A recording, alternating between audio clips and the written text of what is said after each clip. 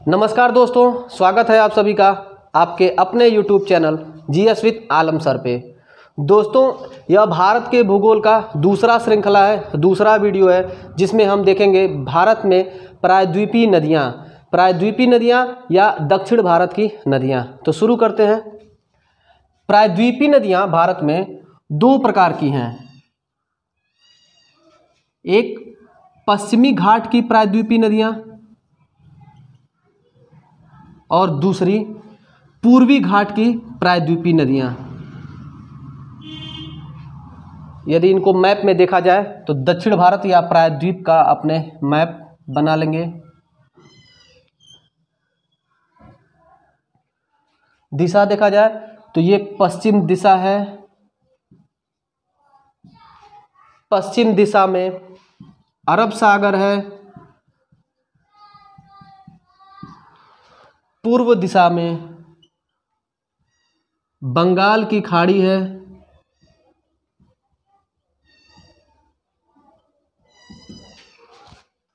पश्चिम दिशा में भारत के पश्चिम में कौन सा सागर है? अरब सागर है।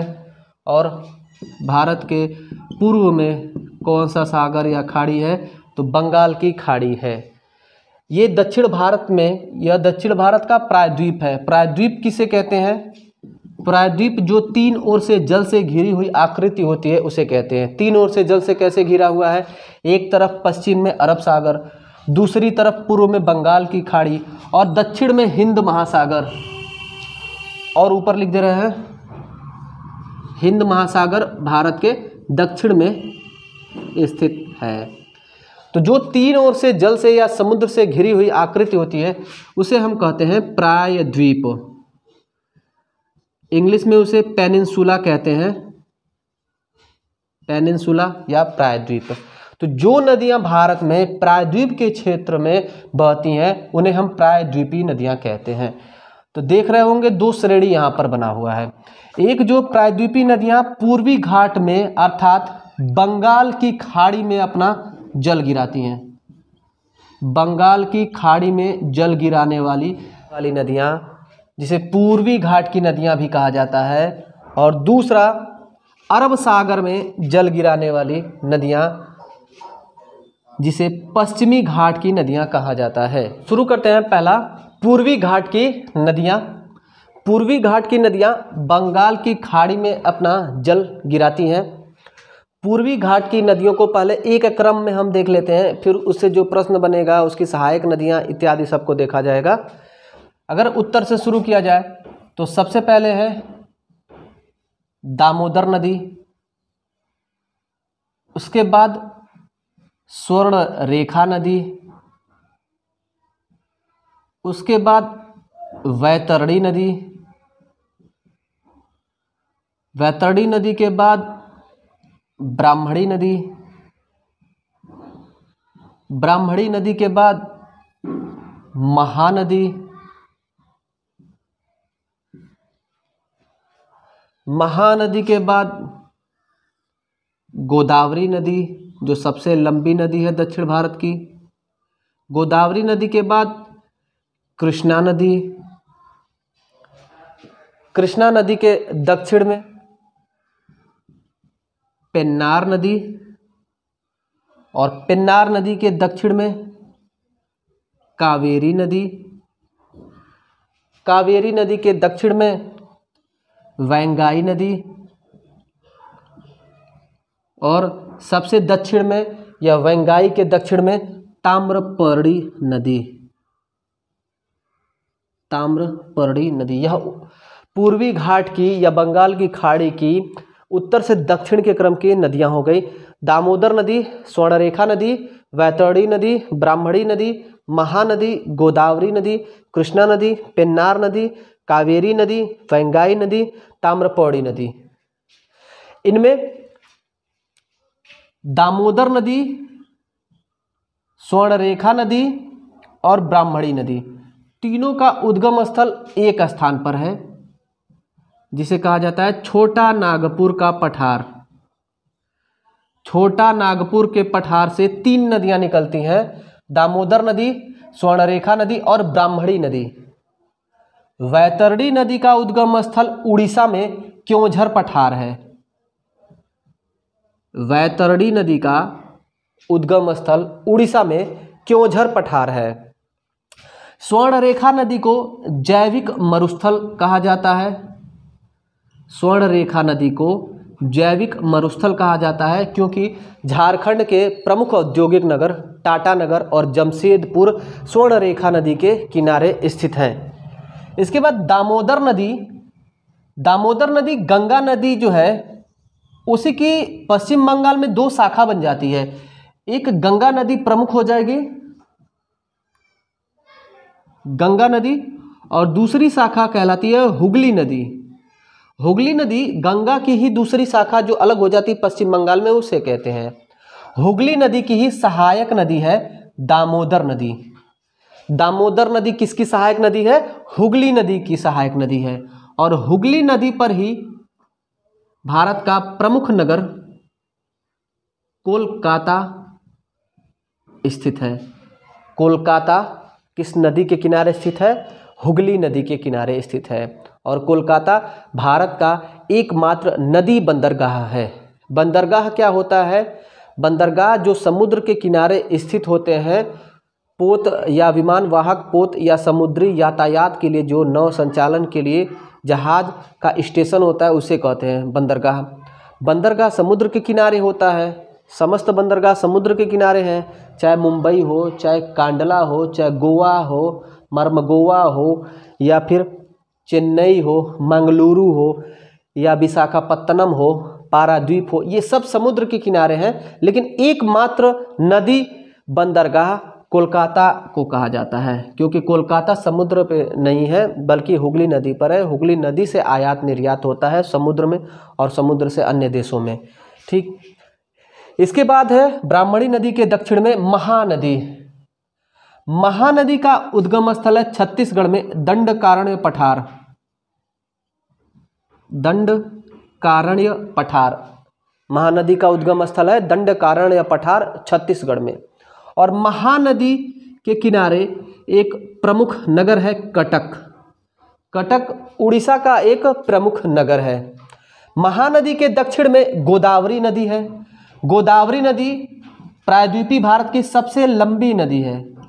गोदावरी नदी प्रायद्वीपीय भारत की सबसे लंबी नदी है और इसका उद्गम स्थल नासिक में त्र्यंबकेश्वर पहाड़ी है।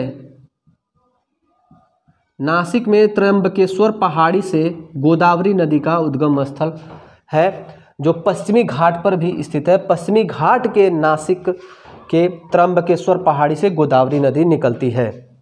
गोदावरी नदी की सहायक नदियां उत्तर में भी है और एक नदी है दक्षिण से जो मिलती है, मंजीरा नदी। मंजीरा नदी गोदावरी की सहायक नदी है जो दक्षिण से गोदावरी में मिलती है। इसके अतिरिक्त नदियां हैं जो उत्तर की ओर से मिलती हैं, पूर्णा नदी, प्रवरा नदी, वेनगंगा नदी, पेनगंगा नदी,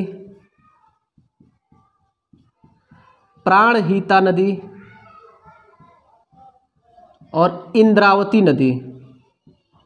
ये समस्त नदियां गोदावरी की सहायक नदियां हैं जो उत्तर से गोदावरी में मिलती हैं। पूर्णा नदी, प्रवरा नदी, वेनगंगा, पेनगंगा, प्राणहिता और इंद्रावती। और मंजीरा गोदावरी की दक्षिण से मिलने वाली सहायक नदी है। इसके बाद है कृष्णा नदी। गोदावरी के दक्षिण में कृष्णा नदी है। कृष्णा नदी का उद्गम स्थल पश्चिमी घाट में महाबलेश्वर चोटी है। पश्चिमी घाट के महाबलेश्वर चोटी से कृष्णा नदी निकलती है और जाकर के बंगाल की खाड़ी में गिर जाती है। कृष्णा नदी के सहायक नदियां हैं, यहाँ क्रमशः लिख दे रहे हैं, तुंगभद्रा नदी, तुंगभद्रा नदी, घाटप्रभा नदी, मालप्रभा नदी, दुग्ध गंगा नदी, पंचगंगा नदी, भीमा नदी, कोयना नदी और मूसी नदी। कृष्णा की सहायक नदी हैं तुंगभद्रा नदी, घाटप्रभा नदी, मालप्रभा नदी, दुग्धगंगा, पंचगंगा, भीमा, कोयना और मूसी। मूसी हैदराबाद जो नगर है वो मूसी नदी के किनारे ही स्थित है। कृष्णा नदी के दक्षिण में नदी है पेन्नार नदी। पेन्नार नदी का उद्गम स्थल है कर्नाटक में कोलार। पेन्नार नदी का उद्गम स्थल है कर्नाटक में कोलार। पेन्नार नदी के दक्षिण में है कावेरी नदी, प्रसिद्ध नदी कावेरी नदी। कावेरी नदी का उद्गम स्थल है ब्रह्मगिरी। ब्रह्मगिरी से या ब्रह्मगिरी पहाड़ी से निकलती है कावेरी नदी और बंगाल की खाड़ी में जाकर के गिर जाती है। कावेरी नदी दक्षिण भारत की सबसे प्रसिद्ध नदी है और कावेरी नदी को दक्षिण भारत की गंगा भी कहा जाता है। और कावेरी नदी के अगल बगल का जो क्षेत्र है वो धान के उपज के लिए प्रसिद्ध है, इसलिए दक्षिण भारत का धान का कटोरा भी कहा जाता है इस बेल्ट को। कावेरी नदी घाटी को दक्षिण भारत का धान का कटोरा भी कहा जाता है। कावेरी नदी के दक्षिण में है वैंगाई नदी। वैंगाई नदी का उद्गम स्थल है वरुवनाद पहाड़ी। वरुवनाद पहाड़ी और वैंगाई नदी के तट पर दक्षिण भारत का प्रसिद्ध नगर मदुरई स्थित है। दक्षिण भारत का प्रसिद्ध नगर मदुरई वैंगाई नदी के किनारे स्थित है। और मदुरई क्यों फेमस है, क्यों प्रसिद्ध है, तो यहाँ पर प्रसिद्ध मंदिर मीनाक्षी मंदिर है। मीनाक्षी मंदिर किस शहर में है? मदुरई में। और मदुरई किस राज्य में है? तमिलनाडु में है। और मदुरई किस नदी के किनारे है? तो वैंगाई नदी के किनारे है। सबसे दक्षिण की नदी है ताम्रपर्णी नदी। ताम्रपर्णी नदी का उद्गम स्थल है अगस्त्यामलाई पहाड़ी की कार्डामम हिल। कार्डामम हिल या इलायची हिल अगस्त्यामलाई पहाड़ी पर स्थित है, वहाँ से निकलती है ताम्रपर्णी नदी। कार्डामम हिल से निकलती है ताम्रपर्णी नदी। तो ये पूर्वी घाट की समस्त नदियाँ हो गई उत्तर से दक्षिण की तरफ जो बंगाल की खाड़ी में जल अपना गिराती है। सेकेंड पार्ट में हम देखेंगे पश्चिमी घाट की नदियाँ। तो शुरू करते हैं प्रायद्वीपीय भारत की पश्चिमी घाट की नदियाँ।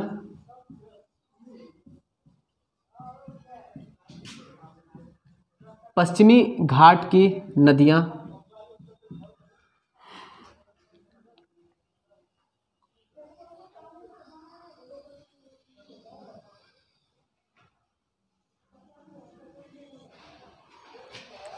सबसे उत्तर की तरफ शुरू करते हैं।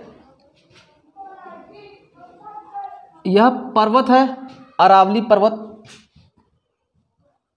अरावली पर्वत, अरावली पर्वत की विशेषता है अरावली पर्वत भारत का सबसे प्राचीनतम पर्वत है और विश्व का भी प्राचीनतम पर्वत है। अरावली पर्वत से एक नदी निकलती है जिसका नाम है लूनी नदी। लूनी नदी का उद्गम स्थल है अरावली पर्वत। अरावली पर्वत का सर्वोच्च शिखर अगर पूछे तो गुरु शिखर है और अरावली पर्वत का विस्तार गुजरात, राजस्थान से लेकर दिल्ली तक है। और अरावली पर्वत पर जैन धर्म का एक प्रसिद्ध मंदिर है दिघवाड़ा मंदिर या विमल शाही मंदिर, जो सफ़ेद संगमरमर युक्त भारत का एकमात्र जैन मंदिर है, दिघवाड़ा मंदिर या विमल शाही मंदिर। लूनी नदी बहुत महत्वपूर्ण है। लूनी नदी इसलिए महत्वपूर्ण है क्योंकि यह किसी बड़ी नदी में जाकर के अपना जल नहीं मिलाती है और न ही अरब सागर या बंगाल की खाड़ी में अपना जल गिराती है, बल्कि यह चलते चलते आगे आकर के विलुप्त हो जाती है। इसलिए पूछा जाता है कि कौन सी नदी भारत में आगे जाकर के विलुप्त हो जाती है, तो वो लूनी नदी हो जाएगा। देखिए इसका कंसेप्ट थोड़ा सा, यहाँ से ये पाकिस्तान का क्षेत्र पड़ जाएगा और इसके नीचे ये अरब सागर है। अरब सागर जो प्रायद्वीपीय भारत की पश्चिमी घाट की नदियां हैं वो अपना जल अरब सागर में गिराती हैं, जिसमें उत्तर की ओर सबसे लूनी नदी है। ये गुजरात का ऊपर वाला हिस्सा है कच्छ का रण। कच्छ का रण। कच्छ का रण अर्थात दलदली मैदान है यह। इस दलदली मैदान में अरावली पर्वत से निकल करके लूनी नदी आती है और इसी में विलुप्त हो जाती है, इसी में अपना जल छोड़ देती है। यह अरब सागर में आकर के नहीं मिलती है। और दूसरी चीज़ कि अजमेर एक राजस्थान का प्रमुख शहर है जो लूनी नदी के किनारे ही स्थित है। अजमेर किस नदी के किनारे स्थित है? लूनी नदी के किनारे स्थित है। और अजमेर को राजस्थान का हृदय भी कहा जाता है। इसके दक्षिण में बढ़ेंगे लूनी के, तो ये है माहे नदी। माहे नदी खंबात की खाड़ी में गिरती है। ये खंबात की खाड़ी है, खंबात की खाड़ी। ये कच्छ के नीचे का जो एरिया है इसे कच्छ की खाड़ी कहते हैं। और ये खंबात का क्षेत्र है, खंबात के नीचे का जो एरिया है उसे खंबात की खाड़ी कहते हैं। तो माहे नदी खंबात की खाड़ी में अपना जल गिराती है। और माहे नदी यहाँ से एक काल्पनिक रेखा गुजरती है जिसे हम कहते हैं कर्क रेखा।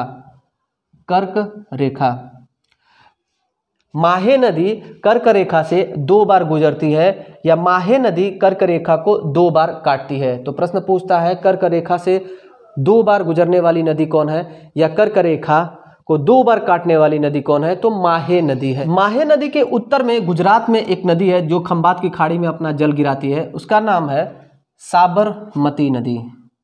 यहाँ लिख देते हैं साबरमती नदी। साबरमती नदी अपना जल कहाँ गिराती है? खंबात की खाड़ी में। और साबरमती नदी के किनारे कौन सा प्रमुख नगर बसा हुआ है? अहमदाबाद। अहमदाबाद गुजरात का प्रमुख नगर किस नदी के किनारे बसा हुआ है? साबरमती नदी के किनारे। उसके बाद आगे बढ़ते हैं तो यहाँ पर एक पर्वत है जिसका नाम है विंध्य पर्वत, जो गुजरात, महाराष्ट्र, मध्य प्रदेश और उत्तर प्रदेश के बुंदेलखंड क्षेत्र तक विस्तारित है। विंध्य पर्वत के दक्षिण में प्रमुख नदी है नर्मदा नदी। नर्मदा नदी। और नर्मदा नदी के दक्षिण में पर्वत है सतपुड़ा पर्वत। सतपुड़ा पर्वत का सर्वोच्च पर्वत चोटी है धूपगढ़। और सतपुड़ा पर्वत के दक्षिण में है नदी ताप्ती नदी। विंध्य पर्वत के दक्षिण में नर्मदा नदी, नर्मदा नदी के दक्षिण में सतपुड़ा पर्वत, सतपुड़ा पर्वत के दक्षिण में ताप्ती नदी है। नर्मदा नदी का उद्गम स्थल अमरकंटक की पहाड़ी है। नर्मदा नदी अमरकंटक की पहाड़ी से निकलती है और भड़ौच के समीप खंबात की खाड़ी में अपना जल गिरा देती है।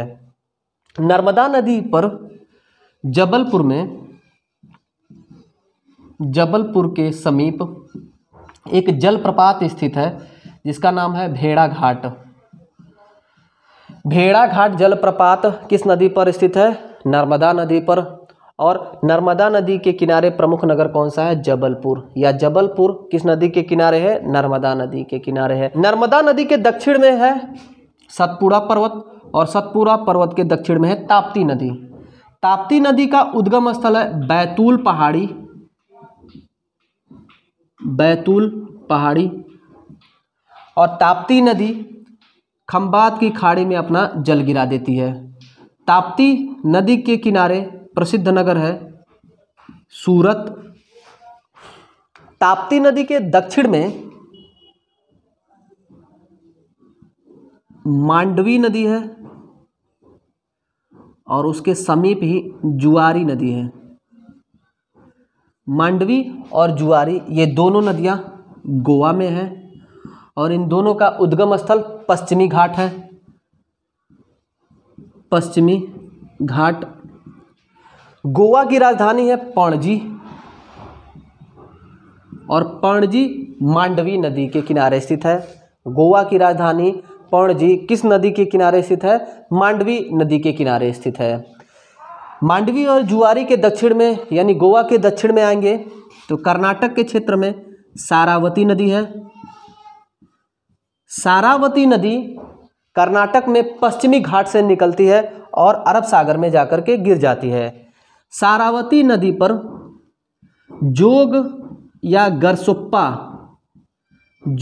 गरसोप्पा नामक जलप्रपात स्थित है, जो भारत का सबसे बड़ा जलप्रपात है। इसकी लंबाई 271 मीटर है। जोग या गरसोप्पा जलप्रपात किस राज्य में स्थित है? कर्नाटक राज्य में स्थित है। जोग या गरसोप्पा जलप्रपात किस नदी पर स्थित है? सारावती नदी पर स्थित है। सारावती नदी कहाँ से निकलती है?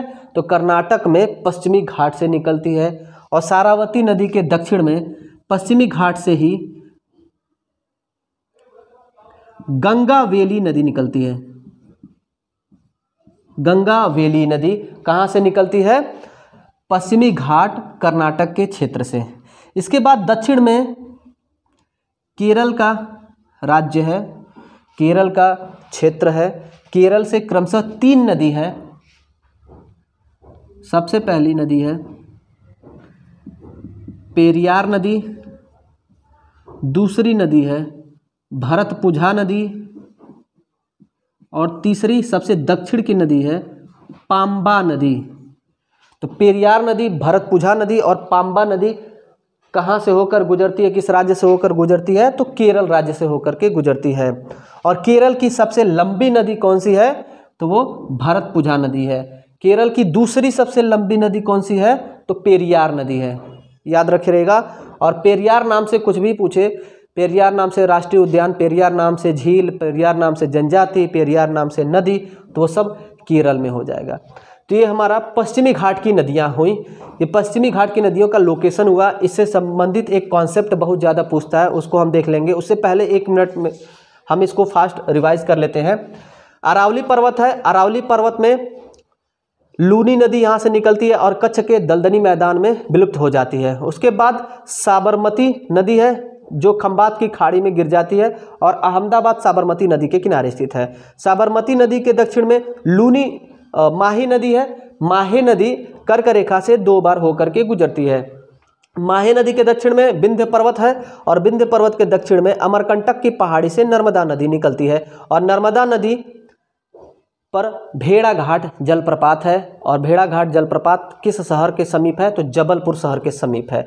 उसके बाद बैतूल की पहाड़ी से ताप्ती नदी निकलती है, और ताप्ती नदी के किनारे प्रमुख नगर सूरत है। उसके बाद गोवा के क्षेत्र में आएंगे तो मांडवी और जुआरी नदी है, गोवा में पश्चिमी घाट से निकल करके अरब सागर में गिर जाती है। गोवा की राजधानी पणजी मांडवी नदी के किनारे स्थित है। इसके बाद कर्नाटक में 2 नदियां हैं, सारावती और गंगावेली। सारावती नदी पर जोग या गरसोप्पा जलप्रपात है, जिसका नया नाम महात्मा गांधी जलप्रपात हो गया। यह भारत की सबसे बड़ी जलप्रपात है।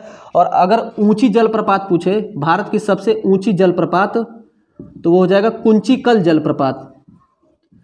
भारत की सबसे ऊंची जलप्रपात कुंचिकल जलप्रपात, और भारत के सबसे बड़े जलप्रपात जोग या गरसोप्पा जलप्रपात, जो सारावती नदी पर कर्नाटक में स्थित है। कर्नाटक में गंगावेली नदी है। उसके बाद दक्षिण में केरल में पेरियार नदी, भरतपुझा नदी और पाम्बा नदी, ये तीनों नदियां भी पश्चिमी घाट से निकलती हैं। और भरतपुझा नदी केरल की सबसे बड़ी नदी है, और दूसरी नदी पेरियार नदी है। इसके बाद जो कॉन्सेप्ट था, पश्चिमी घाट की जो नदियां हैं वो एस्चुरी का निर्माण करती हैं। एस्चुरी, एस्चुरी क्या होता है? जो नदियां अपने साथ अपने मार्ग से कंकड़ पत्थर लेकर के गुजरती हैं, वह अपने मुहाने पर उसका ढेर इकट्ठा कर देती हैं, जिससे एक भूस्थलाकृति निर्मित होती है, उसे हम एस्चुरी कहते हैं। ध्यान रहे, जो नदी अपने साथ मिट्टी लेकर के आती है वो डेल्टा का निर्माण करती है। जो नदी अपने साथ कंकड़ पत्थर लेकर आती है वो एस्चुरी का निर्माण करती है।